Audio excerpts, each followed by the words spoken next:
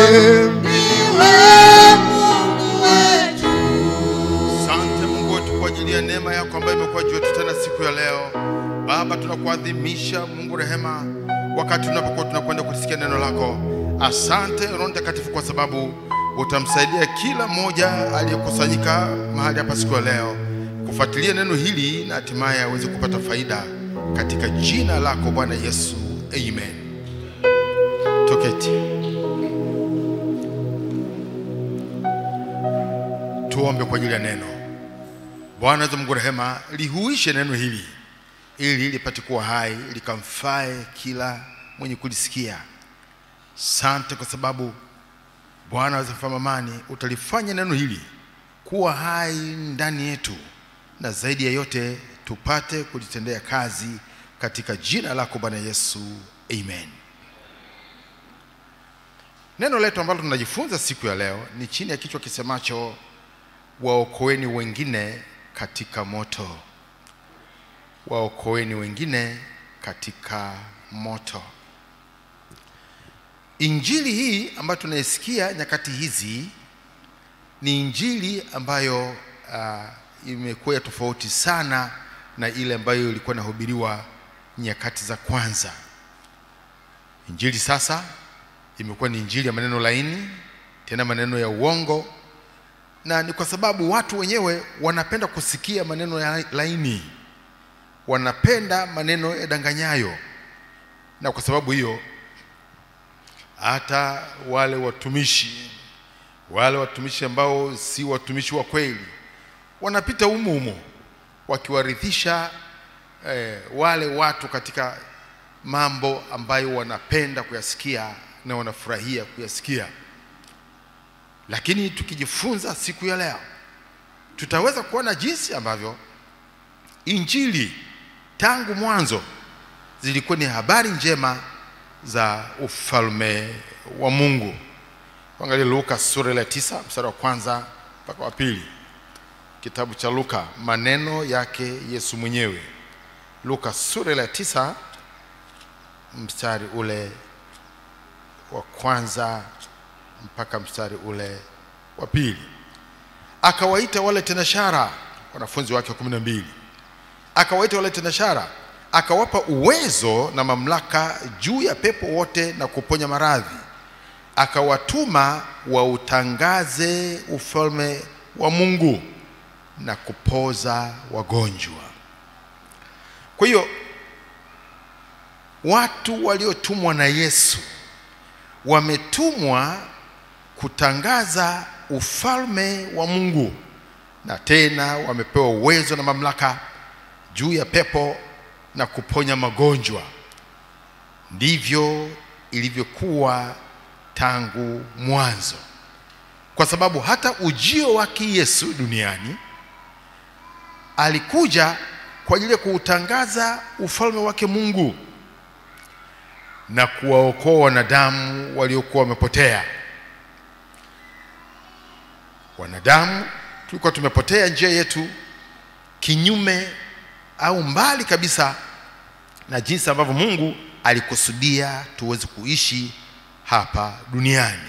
Kwa hiyo Yesu akatumwa kwa sababu hiyo. Yohana sura ya 3 mstari wa 16 mpaka mstari wa 18. Yohana, kitabu cha Yohana sura ya 3 mstari wa 16 mpaka 18.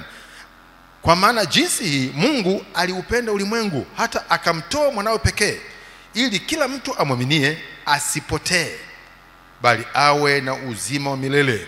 Maana Mungu hakumtuma mwana ulimwenguni ili auhukumu ulimwengu, bali ulimwengu uokolewe katika yeye. Amwaminie yeye hahukumiwi, asiyeamini amekwisha kuhukumiwa kwa sababu hakuliamini jina la mwana pekee wa Mungu. Kwa hiyo Yesu Kristo alikuja duniani kutuletea habari za ufalme wa Mungu na kututoa wanadamu katika kupotea kwetu. Maana tulikwisha kupotea, tumepotea ile njia ambayo Mungu alikusudia wanadamu tuweze kupita wakati tukiwa hapa duniani. Ndio maana ukisoma katika kitabu kile cha Yohana sura ya 14 mstari wa 6, Yesu anasema mimi ndimi njia, kweli na uzima. amekuja kwa ajili ya wanadamu tuliopotea, ili tumfuate yeye aliye njia ya kweli, na tena yeye ni uzima. Kwa nini? Kwa sababu ya uovu ambao uliingia katikati yetu wanadamu. Tumeiacha njia ya Bwana, tumeziendea njia zetu wenyewe, na kwa sababu hiyo tumemtenda Mungu dhambi. Mungu kwa huruma zake angeweza kutuhukumu pasipo msaada wowote, lakini kwa sababu ni Mungu mwenye huruma, bado alimtuma Yesu aje atutoe katika njia ya upotevu, tutembee na kuishi katika mapenzi yake Mungu. Kwa sababu ikiwa mtu atapotea na hata irudia njia ile ambayo Mungu aliikusudia, mwisho wake mtu huyo atahukumiwa, atatupwa katika moto wa milele. Na Mungu hafurahii kuona mwanadamu aliyemuumba mwisho wake uwe ni moto wa milele. Mathayo sura 25 mstari wa 41. Mathayo sura 25 na mstari wa 41. Kisha atawaambia na wale walioko mkono wake wa kushoto, ondokeni kwangu mliolaniwa, mwende katika moto wa milele aliowekewa tayari Ibilisi na malaika zake. Waliolaniwa ni nani? Waliolaniwa ni watu wenye dhambi. Wanakuwa wamelaniwa waliokwenda katika njia iliyo kinyume na Mungu, watu wanaomtenda Mungu dhambi. Mungu anasema watu wamelaniwa, mwisho wao watakwenda katika moto wa milele aliowekewa tayari Ibilisi na malaika zake. Maana yeye ndio mlaniwa wa kwanza. Mlaniwa wa kwanza ni Ibilisi na malaika zake. Na ikiwa wanadamu watatembea katika njia hiyo ya Ibilisi, wao nao wataingia katika laana ile ile, na hatimaye wataishia katika moto huo wa milele aliowekewa Ibilisi na malaika zake. Lakini Mungu ni wa huruma sana. Anataka watu wahubiriwe habari za ufalme wa Mungu ili upate uzima wa milele. Tofauti sana na kile ambacho kinaendelea sasa hivi, au kile ambacho kinahubiriwa sana sasa. Injili hii ni injili nyingine, injili ambayo haielezei habari za ufalme wa Mungu, habari za uzima wa milele, lakini ni injili ambayo inahubiri juu ya mafanikio, juu ya mambo mazuri watakayopata watu hapa duniani. Hilo sio kusudi lake Kristo. Maana yeye alisema, utafuteni kwanza ufalme wake na haki yake, na hayo mengine mtaongezewa. Bwana Yesu asifiwe. Ufalme wake na haki yake ni habari za ufalme wake Mungu. Wanadamu wautafute kwanza ufalme wa Mungu, watafute kwanza haki itokayo kwa Mungu, na mambo mengine yanayotuhusu sasa sisi wakati huu, Mungu anasema kwamba hayo tutazidishiwa, kwa sababu Mungu anajua kwamba hayo watu wote wanayatafuta, na tena Mungu anajua kwamba hilo ni fungu letu. Mungu atatupatia haya yanayohusiana na sisi sasa katika dunia hii, katika ulimwengu huu. Mungu atatupatia na aliisha tupatia. Bwana Yesu asifiwe. Lakini hilo sio kusudi la kumleta Kristo. Yeye aliletwa ili atueleze habari za ufalme wake Mungu, tuiendee njia yake yule Mungu, njia yake Mungu ambayo mwisho wake ni uzima ulio wa milele. Mathayo sura ya 6. Mathayo sura ya 6 na mstari ule wa 31 mpaka 33. Mathayo sura 6 mstari wa 31 mpaka 33. Maandiko hapo yanasema, msisumbuke basi mkisema tule nini au tunywe nini au tuvae nini. Unajua haya ndio mambo ambayo yanatuhangaisha sana wanadamu tuwapo duniani. Tutakula nini? Tutavaa nini? Tutalala wapi? Itakuwaje mambo haya? Tunawaza juu ya mahitaji yetu yaliyo muhimu hapa duniani. Sura 32. Sikiliza Mungu anavyosema, Kwa maana hayo yote mataifa huyatafuta, kwa sababu Baba yenu wa mbinguni anajua ya kuwa mnahitaji hayo yote. Bwana Yesu asifiwe. Baba yetu wa mbinguni anajua kwamba tunahitaji hayo yote. Tunahitaji chakula, tunahitaji mavazi, tunahitaji fedha, tuna mahitaji mengi ya wakati huu tunapoishi hapa duniani. Baba yetu wa mbinguni anajua tunayahitaji hayo yote. Mstari wa 33, bali utafuteni kwanza ufalme wake. Utafuteni kwanza ufalme wake na haki yake, na hayo yote mtazidishiwa. Bwana Yesu asifiwe. Bwana Yesu asifiwe. Hapa ndio kwenye tatizo. Bali utafuteni kwanza ufalme wake na haki yake, na hayo yote mtazidishiwa. Imekuwa kinyume. Wanadamu sasa, badala kutafuta kwanza ufalme wa Mungu na haki yake kama Mungu alivyosema, sisi tumegeuza. Tunayatafuta kwanza yale ya mwilini, tunaona kwamba tuna haja nayo. Tunahangaika juu ya chakula, tunahangaika juu ya mavazi, tunahangaika juu ya mahali pa kuishi, tunahangaikia kwanza matatizo hapa duniani, mafanikio na ustawi wa hapa duniani. Mungu amesema utafuteni kwanza ufalme wake na haki yake.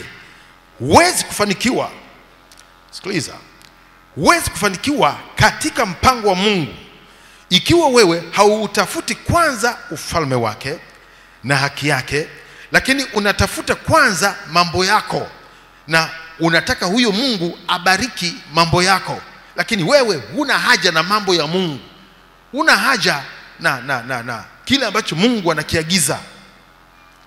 Na sasa kwa sababu ya watu wajanja ambao wanajua kwamba wanadamu wana shida sana na mambo yao na sio mambo ya Mungu, wale wajanja wanakuja sasa kwa namna ile kana kwamba ni watu waliotumwa na Mungu, lakini utumishi wao ni ule ambao unatembea tu katika mahitaji na mambo ya wanadamu na ustawi wao na mafanikio yao, ni jinsi gani watabarikiwa, jinsi gani watapata mahitaji yao, jinsi gani watapona, namna gani atapata mali, atapata fedha, atapata nyumba, atapata nini. Yesu akasema na hayo mtazidishiwa, lakini kwanza utafuteni ufalme wake na haki yake. Tafuta kwanza kumjua Mungu. Tafuta kwanza kuwa na Mungu. Tafuta kwanza kuwa na uhusiano mzuri na Mungu. Tafuta kwanza kuyafanya mapenzi yake Mungu, na hayo mengine mtazidishiwa katika jina la Yesu. Bwana Yesu asifiwe.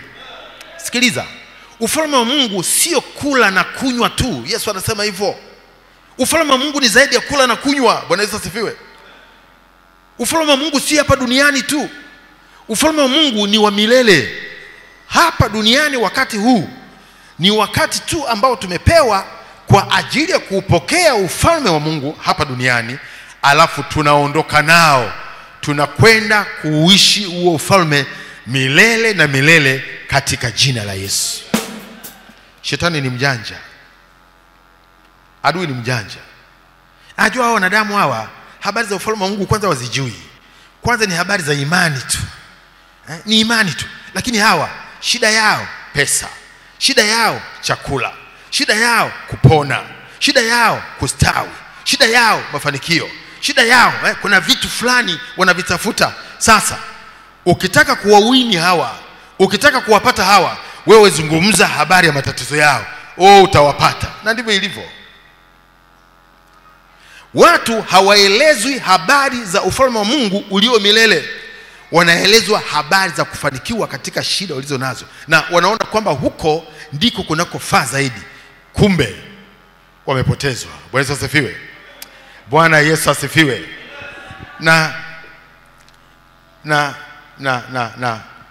Neno linasema wazi kwamba hawa watu ni watu ambao wanapenda maneno yaliyo laini, wanapenda kuhubiriwa habari za kufanikiwa kwao. Watapataje utajiri, watapataje pesa, watapataje. Na anayehubiri hayo anaonekana kwamba huyu ndiye mtumishi, huyu ndio nabii, huyu ndio mtume. Isaya, tuende katika Isaya sura ile ya 30 mstari ule wa 9 mpaka mstari wa 10. Isaya sura 30 mstari wa 9 mpaka 10. Kwa maana watu hawa ni watu waasi, ni watoto wasemao uongo, watoto wasiotaka kusikia sheria ya Bwana. Unaona, watu hawataka kusikia maneno ya Mungu. Wawaambiao waonaji, msione; manabii, msitoe unabii wa mambo ya haki. Tuambieni maneno laini, hubirini maneno yadanganyayo. Unaona, ndivyo vitu ambavyo watu wanapenda. Msione, msizungumze vitu vile ambavyo Mungu anaviona. Msiseme hayo. Manabii, msitoe unabii wa haki, msihubiri neno la kweli la haki. Tuambieni maneno laini ya kutufurahisha, maneno yanayotupendeza, maneno ambayo tutakuwa tunatabasamu, tunacheka, tunafurahia ibada. Tuambieni maneno namna hiyo. Msituambie maneno ya kweli. Tuambie maneno yadanganyayo. Ndiyo kizazi cha sasa hivi. Kama unataka kupendwa na wasikilizaji wako, kama unataka kufurahiwa na wasikilizaji wako, mpaka waje madhabahuni wakutuze na fedha, walete na pesa, wewe hubiri maneno laini, hubiri maneno yadanganyayo, hubiri maneno yanayowapendeza, yanayowafurahisha, hubiri maneno ya kuwainua kwa uongo na kuwabariki kwa uongo. Hiyo inaitwa injili nyingine, sio ile original ambayo Kristo Yesu alikuja nayo duniani. Maana ile original, utafuteni kwanza ufalme wake na haki yake, na hayo mengine mtazidishiwa. Bwana Yesu asifiwe. Bwana Yesu asifiwe. Ndivyo ilivyokuwa tangu mwanzo. Lakini kuna injili nyingine. Hizi injili ambazo leo watu wanazishabikia, hizi injili ambazo watu wana celebrate paka, yani wanainuka, wanashangilia, yani wanashangilia. Utasema watu wanashangilia nini? Wanamshangilia mhubiri. Wewe, hiyo ni injili nyingine. Neno la Mungu ni upanga ukatao kuwili. Yesu amesema ni upanga, ni upanga ambao unakata. Tena unakata huku na huku. Ni mara chache sana unaweza kulifurahia neno, lakini mara nyingi neno hili linakata, kwa sababu si neno la mwanadamu, ni neno la Mungu, la ufalme wake Mungu. Halikutumwa ili litupendeze au litufurahishe, lakini limetumwa kama agizo la sisi kuyafanya mapenzi yake Mungu. Bwana Yesu asifiwe. Ndio maana unaweza kuona Biblia ikisema kwamba watakuja watu ambao watamhubiri Kristo mwingine, na tena wataleta roho nyingine na injili nyingine. Na ndicho kinachoendelea sasa hivi. Angalia Wakorinto wa pili sura ile ya 11 mstari ule wa 4. Wakorinto wa pili sura ya 11 na mstari ule wa 4. Maana yeye ajaye akihubiri Yesu mwingine. Yesu mwingine, sio huyu ambaye ameleta habari za ufalme wa Mungu. Huyu ni Yesu mwingine ambaye yeye anawastawisha tu watu, yeye anawaponya tu watu wote tu, hata wenye dhambi, yeye hana shida nao, huyo anaitwa ni Yesu mwingine. Maana yeye ajaye akihubiri Yesu mwingine ambaye sisi hatukumhubiri, au mkipokea roho nyingine msioipokea, au injili nyingine msioikubali, mnatenda vema kuvumiliana naye. Injili nyingine, Yesu mwingine, roho nyingine. Na hivyo ndivyo vinavyotembea sasa hivi duniani. Injili nyingine sio ile ya kuokoa, sio ile ambayo mtu anatakiwa atubu dhambi zake amwamini Kristo, sio roho wa Mungu. Ni injili nyingine kabisa, wala sio wokovu. Injili nyingine kabisa, Yesu mwingine kabisa. Watu wanakusanyika mahali kwa wingi wao, alafu wanaelezwa tu habari za wachawi. Hapa kuna mchawi, wewe umetoka katika chama hichi, wewe si umetokea wapi? Injili gani hiyo? Injili ni habari njema za ufalme wa Mungu katika jina la Yesu, mahali ambapo wanadamu hatimaye tutakwenda baada ya maisha ya dunia hii, ikiwa tutakuwa tumemwamini Kristo na kuyafanya mapenzi yake Bwana. Amen. Hiyo ndio injili. Lakini katika injili hiyo bado tutafanikiwa. Katika injili hiyo bado tunaweza kuona uwezo wa Mungu, kama jinsi ambavyo Yesu anasema akawapa mamlaka na amri wale wanafunzi wake ya kuponya na kutoa pepo. Lakini ujumbe waliokuwa wanatembea nao ni kuwahubiria watu habari za ufalme wa Mungu. Bwana Yesu asifiwe. Bwana Yesu asifiwe. Na utaweza kuona sasa jinsi ambavyo tangu nyakati za zamani bado wale waliokuwa wanatumwa utumishi wa Mungu, manabii walikuwa wanatumwa kuleta habari za wokovu na kuwahubiria watu makosa yao na dhambi zao. Hii ndio ilikuwa injili, ndio injili ya zamani. Watumishi walikuwa wanaambiwa, nendeni mkapige kelele, waambieni watu makosa yao, waambieni watu dhambi zao, ili wapatanishwe na Mungu, wapate kupona. Maana dhambi na adhabu. Bwana Yesu asifiwe. Dhambi na adhabu. Kwa hiyo Mungu hakupenda kuadhibu wanadamu, akawatuma manabii wake nyakati mbalimbali, akasema pigeni kelele, waambieni hao watu waache makosa yao, waache dhambi zao. Iko wapi injili hiyo sasa hivi? Ni adimu.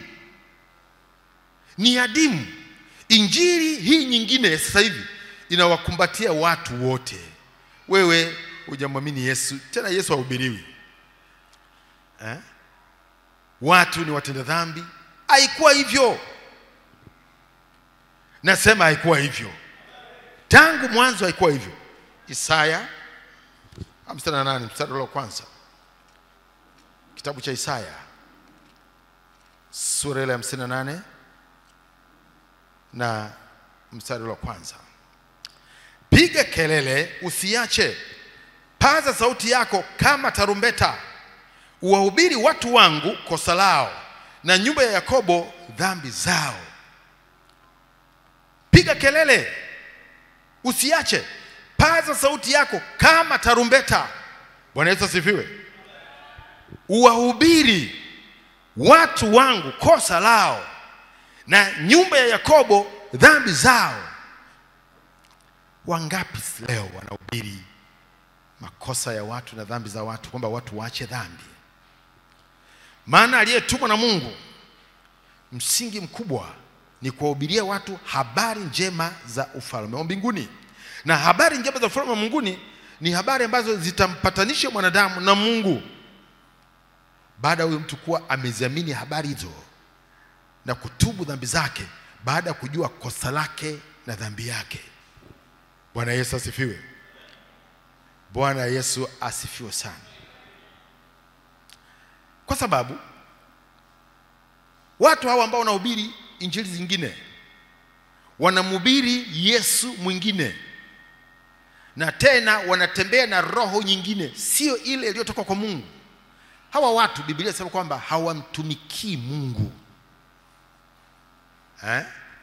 Wanapohubiri hizo habari za kuwafurahisha watu, kuwachekesha watu, wanayo nia yao wenyewe. Hawamtumikii Mungu watu hao. Neno la Mungu linasemaje? Warumi 16 mstari wa 18. Warumi sura 16 na mstari ule wa 18.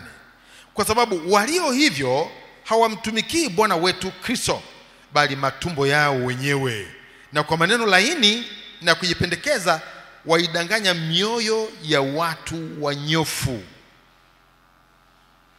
Walio hivyo hawamtumikii Bwana wetu Kristo, bali matumbo yao.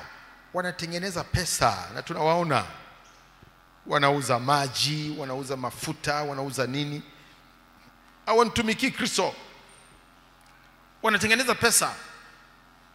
Nenda kwenye hayo makusanyiko, hutawasikia wakipiga kelele na kupaza sauti zao kama tarumbeta na kuwaambia watu makosa yao na dhambi zao. Never. Ni habari ya kubarikiwa. Nyumba yako itabarikiwa, biashara yako itabarikiwa, mashamba yako itabarikiwa, mifugo yako itabarikiwa, ndoa yako itastawi.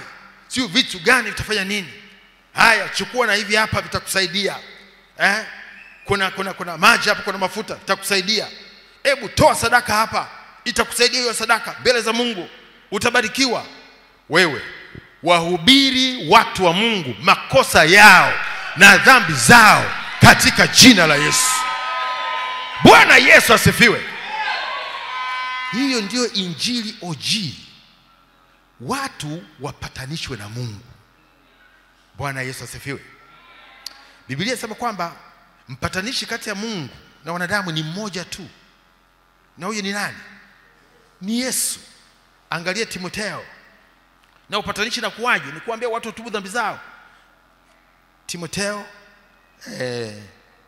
sura ile, Timotheo wa kwanza sura la 2 na mstari ule wa 5. Timotheo wa pili, Timotheo wa kwanza sura ya 5 mstari wa Timotheo wa kwanza sura ya 2 mstari wa 5. Kwa sababu Mungu ni mmoja na mpatanishi kati ya Mungu na wanadamu ni mmoja, mwanadamu Yesu, mwanadamu Kristo Yesu. Hakuna mpatanishi mwingine kati ya Mungu na wanadamu, ni Yesu Kristo, ambaye yeye aliutoa uhai wake, akatoa damu yake iwe upatanisho baina yetu sisi wanadamu wenye dhambi na Mungu wetu mwenye haki. Bwana Yesu asifiwe. Bwana Yesu asifiwe sana. Sasa Biblia inasema kwamba waokoeni wengine katika moto. Yuda 1 mstari wa 23. Kitabu cha Yuda sura ya kwanza alafu mstari wa 23.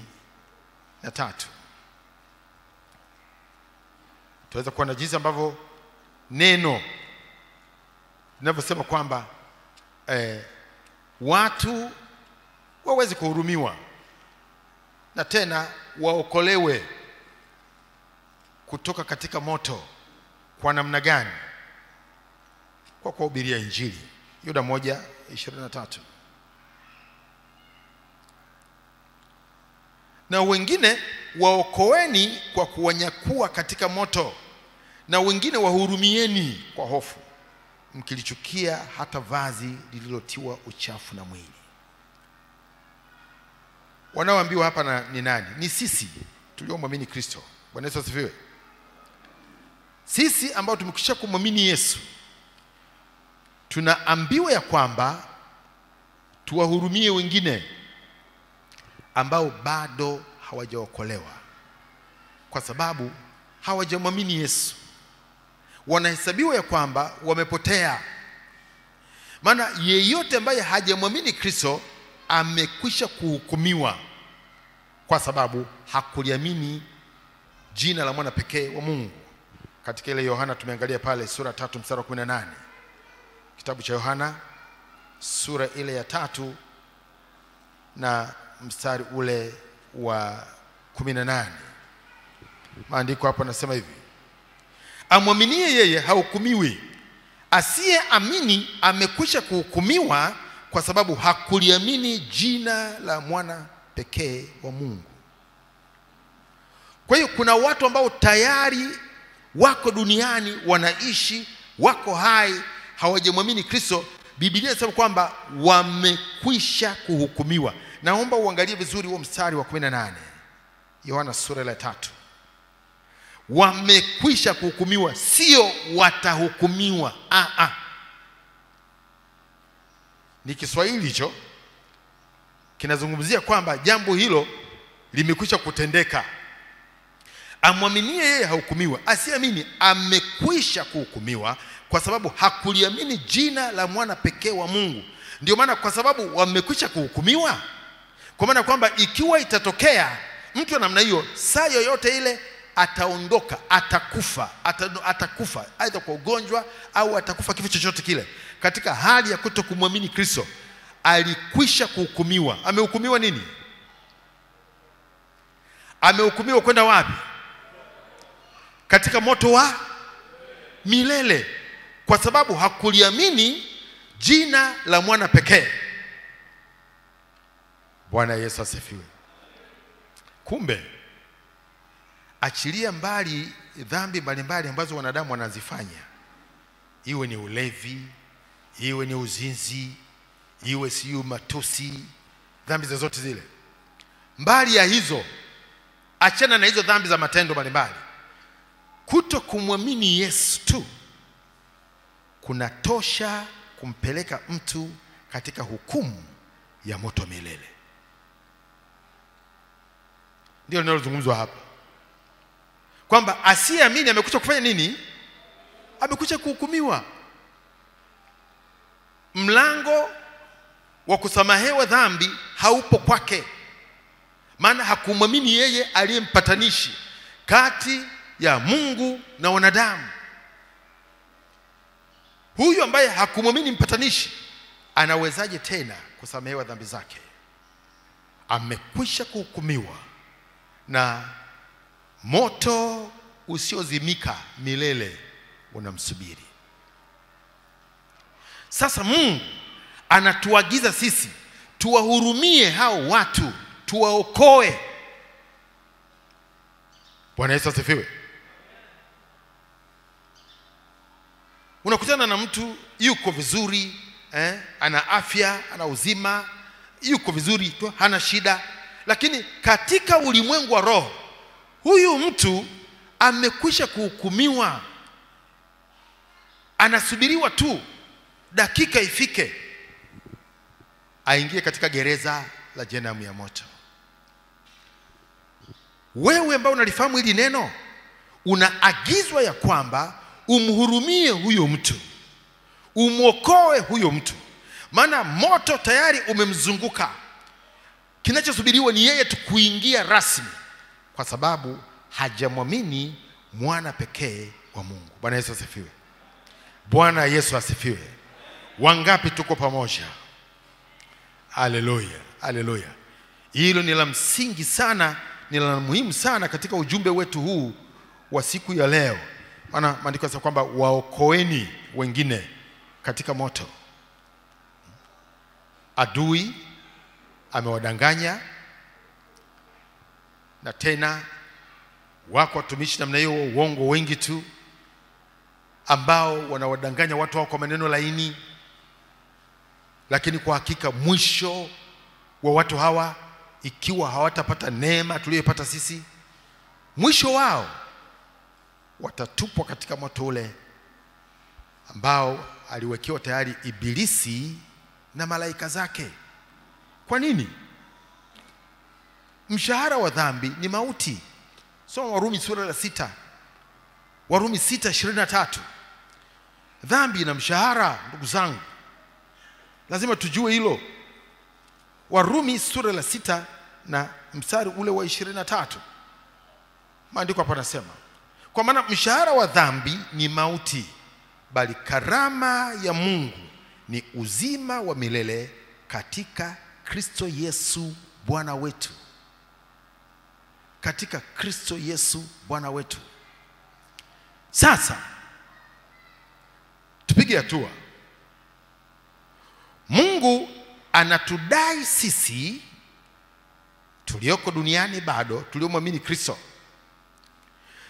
tuweze kuwaeleza hawa watu wengine hii hatari inayowakabili, ambayo wengine hawajui. Wengi hawajui kwamba kutokumwamini Kristo tayari wamekwisha ingia katika hukumu. Kinachosubiriwa ni wao waanze kutumikia hiyo adhabu yao, lakini bado uko muda wangali hapa duniani. Sisi tunawaambia kwamba tuwaokoe hao katika huo moto unaowasubiri ambao bado hawajaingia. Wewe unaweza kuwa mwokozi wa huyo mtu.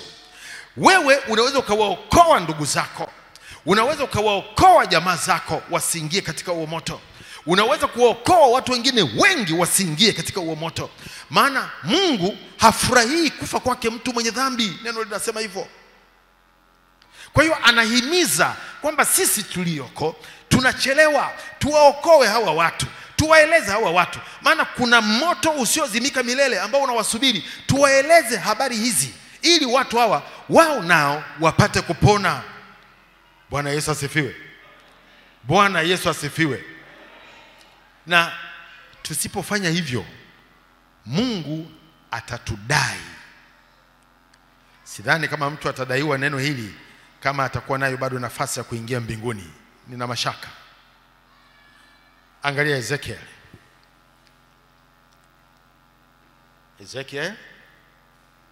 sura ile ya 33 mstari wa 8 mpaka wa 9.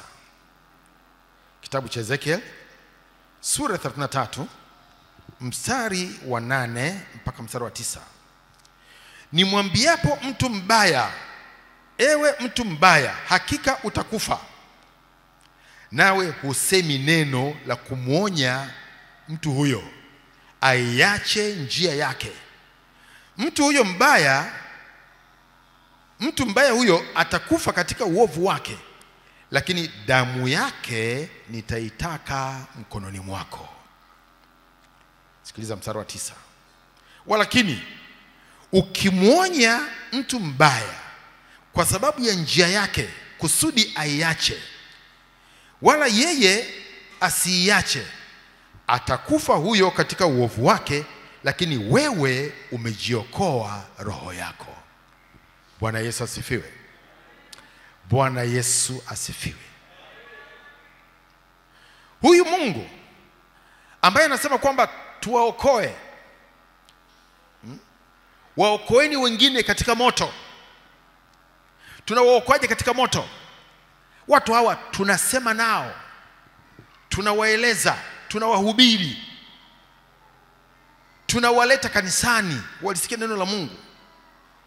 Na Mungu anasema ikiwa yeye amesema hivyo kwamba asiyemwamini Kristo amekwisha kuhukumiwa, atatupwa katika ziwa la moto milele. Na sisi hatujasema neno hili kwa wahusika, hatujawaambia, hatujawahurumia. Anasema ni kweli watu hawa watakufa katika dhambi yao, lakini wewe ambaye ulikuwa na nafasi ya kuweza kuwaeleza, na miongoni mwao wako watu ambao wangepona, wako watu ambao wangeokoka kwa sababu ya neno lako, lakini umenyamaza kimya. Asema mtu huyo atakufa katika dhambi yake, kweli atakwenda hukumuni, lakini wewe uliyenyamaza kimya, damu yako itatakwa juu yake. Lakini ikiwa utamwambia huyo mtu habari za ufalme wa Mungu, lakini yeye akakataa, akasema mimi siamini, hata akifa wewe umejiokoa nafsi yako Bwana Yesu asifiwe. Bwana Yesu asifiwe. Ndio maana sisi wakati huu kama watu wa Mungu tunaweza tukajikuta tumeingia kwenye dhambi kubwa pasipo kujitambua. Haiwezekani sisi, Mungu ametufundisha, ametufunulia, tumepata neema ya habari njema za ufalme wa Mungu, tumeujua ukweli, alafu tumenyamaza na ule ukweli, tumekaa nao. Shauri yao. Huyu si. Yaani bado anaenda kusali kule, hajaokoka. Shauri yake. Inapokuwa ni shauri yake, shauri yako na wewe. Hujamwambia, hujamweleza. Bwana Yesu asifiwe. Bwana Yesu asifiwe. Mungu hafurahii kuona mtu aliyemuumba mwisho wake anaingia katika hukumu iliyokuwa ya Ibilisi na malaika zake. Sasa na wanadamu aliowaumba wamekosa kuijua kweli, hawajaijua kweli, wameingia huko hukumuni. Maandiko yanasema kwamba Mungu anataka watu wote waokoke, asiingie kwenye moto hata mmoja. Tena si tu kwamba waokoke, lakini waijue na hiyo kweli. Bwana Yesu asifiwe. Bwana Yesu asifiwe. Timotheo wa kwanza sura ya 2. Timotheo wa kwanza sura ya 2 mstari wa 3 mpaka wa 4. Timotheo wa kwanza sura ya 2 mstari wa 3 mpaka mstari wa 4.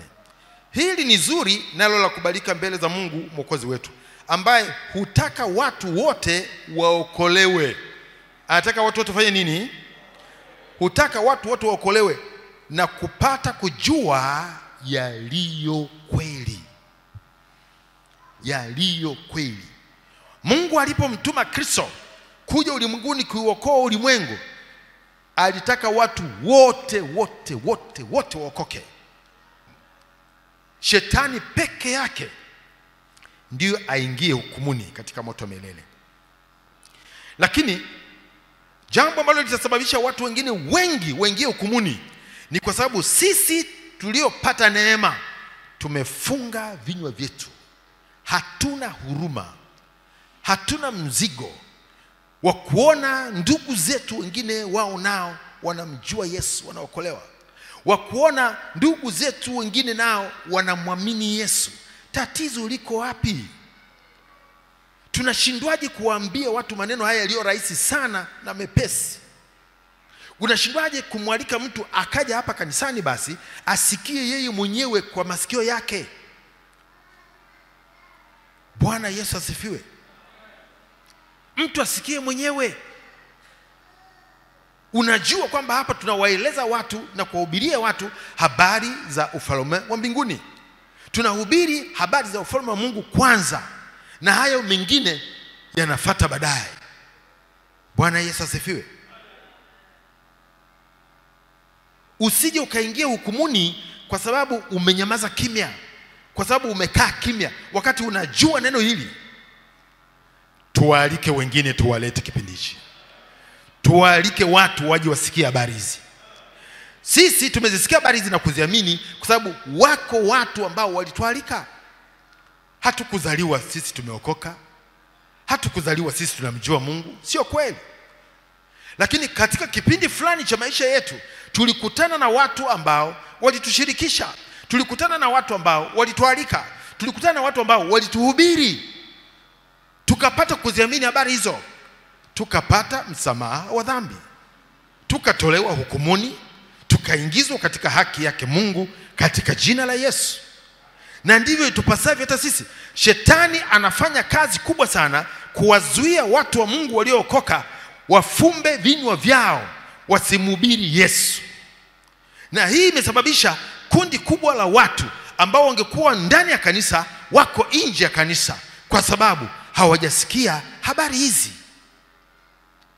Na huenda hata wewe ambaye unasikia habari hizi leo kwa mara ya kwanza, unaweza ukawa unashangaa kwamba hii ndio injili gani? hii ndio injili ya kweli ambayo Mungu alikusudia ihubiriwe kwa watu wote katika jina la Yesu. Bwana Yesu asifiwe. Bwana Yesu asifiwe. Matokeo yake,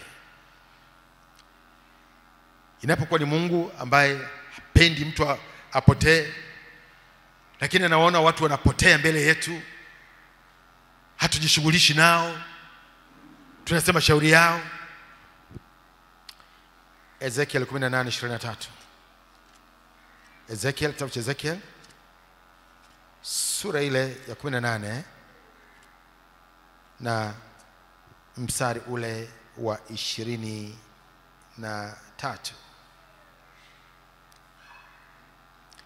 Je, mimi ninafurahia kufa kwake mtu mwovu, asema Bwana Mungu? Je, mimi ninafurahia kufa kwake mtu mwovu, asema Bwana Mungu? Si afadhali kwamba agairi na kuiacha njia yake akaishi? Atawezaje kugairi kama hakuna mtu anayemshirikisha? Atawezaje kugairi mtu huyu ambaye hajui chochote? Lazima awepo mtu ambaye atamshirikisha. Lazima awepo mtu ambaye atamhubiri. Atawezaje mtu huyu kuiacha njia yake mbovu? Atawezaje mtu huyu kugairi yeye mwenyewe tu pasipo msaada? Sio rahisi. Warumi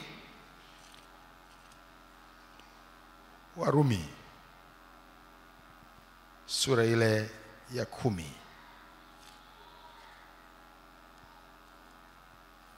Kitabu cha Warumi sura 10 mstari ule wa 13 mpaka mstari wa 14.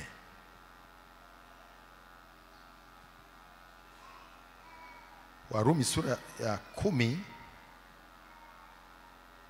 mstari wa 13 mpaka mstari ule wa 14. Kwa kuwa kila atakayeliitia jina la Bwana ataokoka. Basi wamwiteje yeye wasiyemwamini? Tena wamwaminije yeye wasiyemsikia? Tena wamsikieje pasipo mhubiri?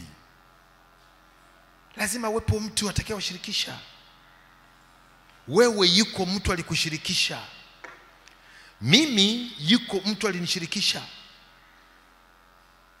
Kila atakayeliitia jina la Bwana ataokoka. Wamwiteje yeye wasiyemsikia? Wamwiteje yeye wasiyemwamini? Wamwaminije yeye wasiyemsikia? Wamsikieje pasipo mhubiri? Lazima awepo mtu mmoja ambaye atakuwa ana roho wa Mungu ndani yake, anasikia kuwaokoa wengine katika moto. Aidha atawashirikisha neno au atamwalika mtu huyu kanisani. Pendwa, unapomwalika mwingine katika neno la Mungu, wewe ujui tu, jambo hilo ni la baraka sana mbele za Bwana. Unaweza ukalichukua jambo hilo kwa uwepesi na kwa urahisi sana, kumbe umeyaokoa maisha ya mtu, umeiokoa roho ambayo ingeweza kuangamia milele. Lakini wewe umehusika kuiokoa roho ya mtu huyo. Bwana Yesu asifiwe. Jambo hilo ni la baraka sana. Ndio maandiko yanasema kwamba malaika juu mbinguni wanashangilia mtu mmoja mwenye dhambi anapokuwa anatubu. Malaika, hebu angalia, duniani hakuna mtu atashangilia. Dunia italiona jambo hilo kwamba ni la kawaida sana, tena halina maana. Hakuna mtu atakupongeza, hakuna mtu ataona umefanya kitu cha ziada. Lakini juu mbinguni, kwa sababu jambo hilo linalohusiana na ufalme wa Mungu mbinguni, sio duniani, mbinguni. Juu mbinguni malaika wanashangilia. Bwana Yesu asifiwe. Kwa sababu kuna roho moja ambayo imeokoka, badala ya kwenda katika moto milele, sasa hiyo roho inakwenda katika uzima wa milele. Mbingu inashangilia. Bwana Yesu asifiwe. Lakini sio hilo tu, mbingu inaweza kuwa inashangilia kwa ajili yako wewe mmoja tu. Hebu nikupe mfano, angalia mfano wa kibinadamu wa kawaida.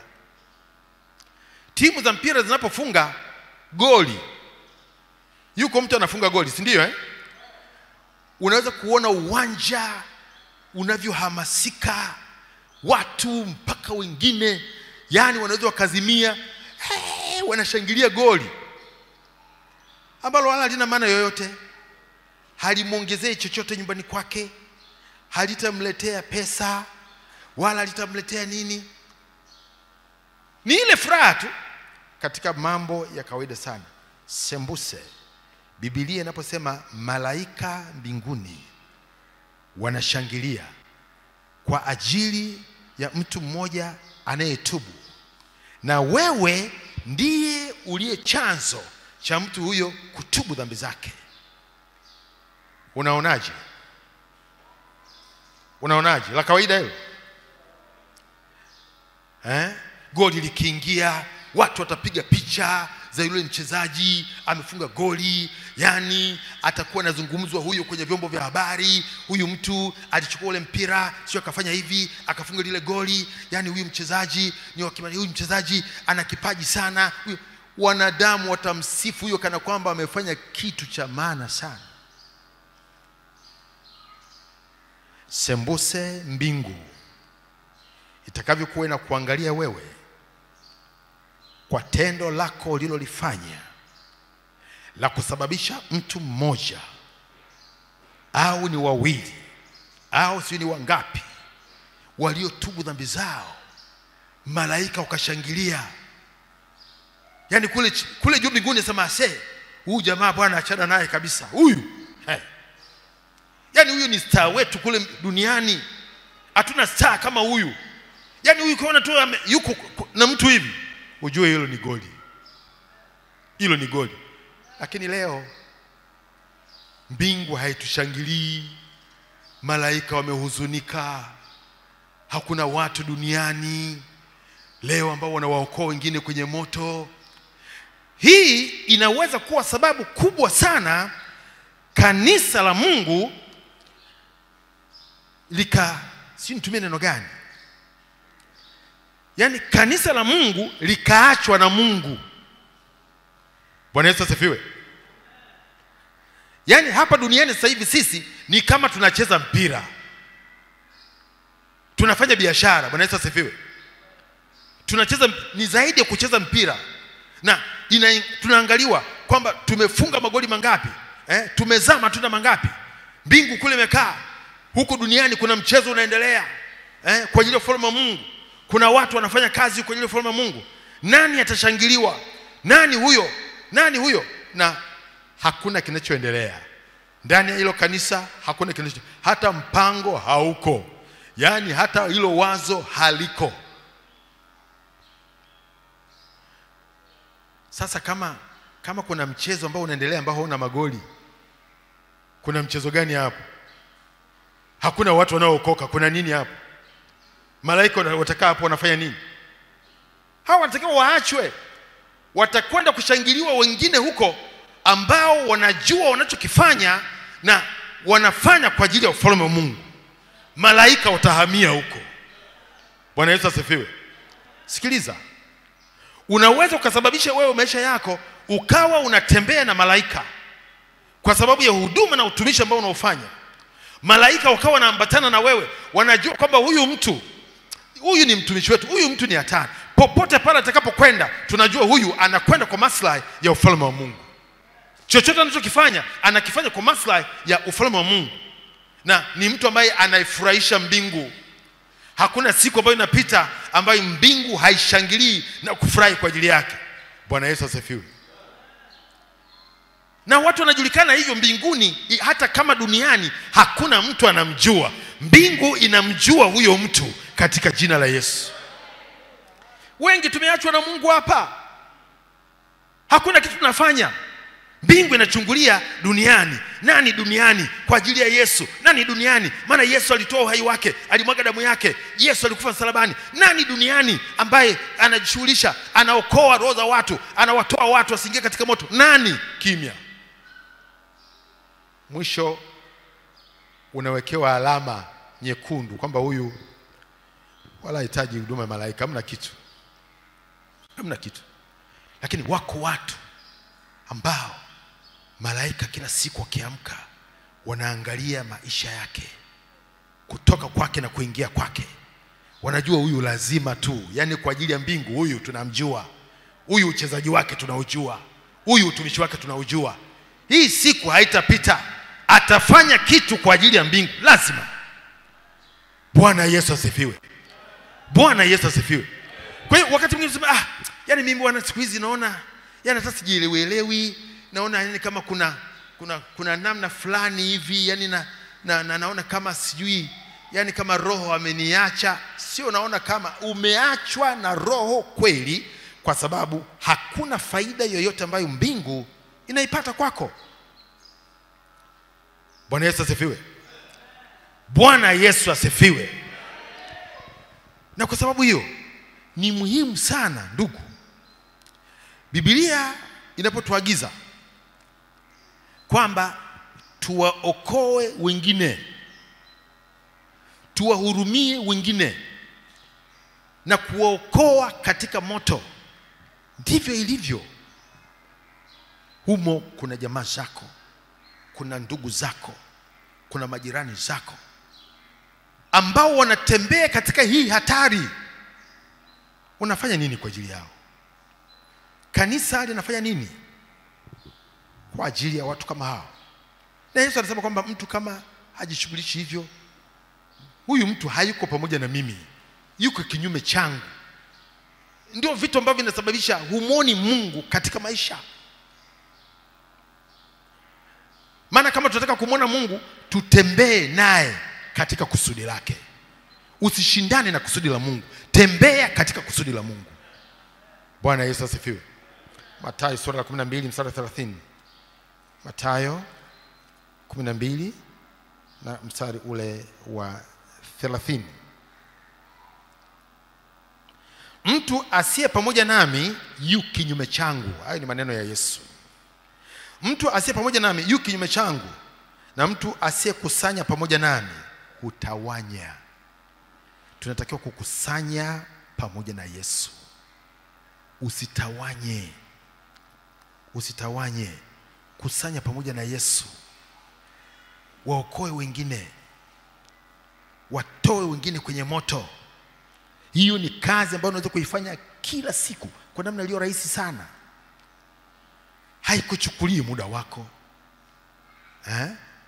Hata kualika watu wengine kuja kanisani haikupotezei. Mwambie Bwana, ndiwe Mungu wangu uliyeniagiza kwamba niweze kuwaokoa wengine katika moto. Hata wakati unapokuwa nawalika wengine, Roho Mtakatifu nisaidie ili waweze kulipokea neno hili. Ninalifanya kwa ajili ya ufalme wako, na Mungu wa mbinguni atakutangulia katika jina la Yesu. Bwana Yesu asifiwe. Hivi ndivyo Yesu alivyowaambia hata wanafunzi wake karibu na wakati ule kuondoka. Akawaambia, enendeni ulimwenguni mote, mkaihubiri injili kwa kila kiumbe. Aaminie na kubatizwa ataokoka, asiye amini atahukumiwa. Marko 16 mstari wa 15 mpaka 16. Kitabu kile cha Marko sura ile ya 16 mstari wa 15 mpaka 16. Akawaambia, enendeni ulimwenguni mote, mkaihubiri injili kwa kila kiumbe. Aaminie na kubatizwa ataokoka, asiye amini atahukumiwa. Ndio ile ambayo tumeliangalia hapa, atahukumiwa. Kwa hiyo hili ni agizo. Agizo hili si kwa wachungaji. Agizo hili sio kwa injilisti. Agizo hili si kwa mitume na manabii.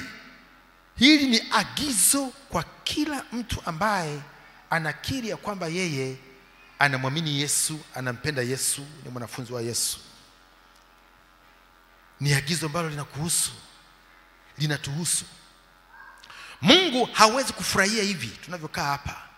Tumekaa tu kama mabonyenye fulani hivi, halafu tunasubiri tu kusikia kitu fulani, neno fulani hivi, halafu tunaondoka hivi, tunaenda nyumbani hivyo. Mungu anataka kuona utumishi wetu, jinsi ambavyo tunajishughulisha kuwaokoa wengine. Baraka za Mungu zipo katika jambo hili, maana tunafanya kwa ajili ya ufalme wa Mungu. Hapa duniani inaweza kuonekana ni kazi haina maana. Watu waweza kuona una maana. Eti huyu sio anaenda siku kufanya nini?